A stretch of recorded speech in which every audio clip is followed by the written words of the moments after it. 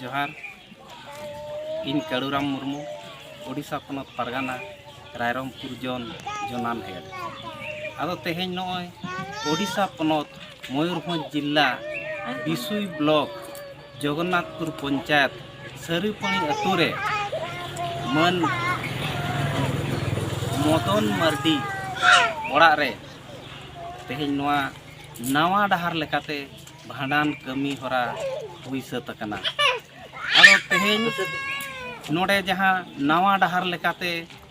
नय हंडी बदलते बेरेल दा चोडोरेना और तीना गान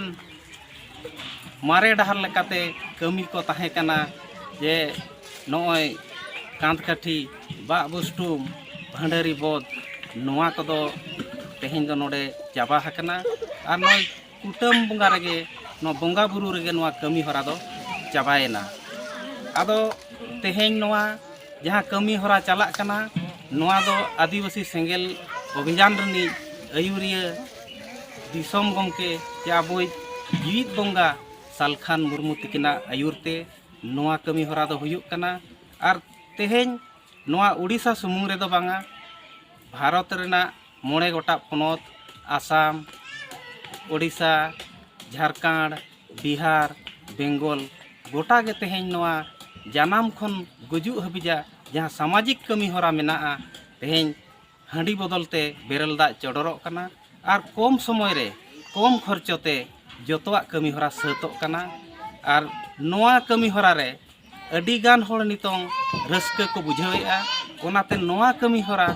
अडी गान होड़ नवा नवा डहार लेकाते जानाम खन गुजुग हबिजा जहाँ अब सामाजिक कमी मेना ओना कमी रे मेना को और नवा कमी को कुसी कना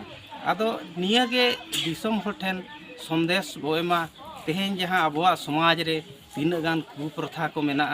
कुसंस्कार लेकाना जिनिस मेना तो ओना को तेहें आबो बगी काते मारे डहार मारे उयहर रेना कमी हरा को बगी काते नावा उयहर नावा डहार तेबो ताड़ाम लेखान आबो तेहें नवा जहाँ के सामाजिक कमी हो अड़ी बेसते कमी हुआ और आबुआ जहाँ तीना संविधानिक हक आइदारी मेना हासा भाषा जाति धर्म इज्जत आबादी रोजगार चाषबास ओना को बांचावा आदो नित दो आबो लगते आबो नवा डहार लेकाते सानाम हर बो जुमिदोआ और जुमिद काते जितकर हर सेद बो ताड़ामा आदो अड़ी बड़ती बांग मेन काते निना मेन काते गे अलिᱧᱟᱜ कथा लिंग केचेदिया मा दोढ़ाते सानाम को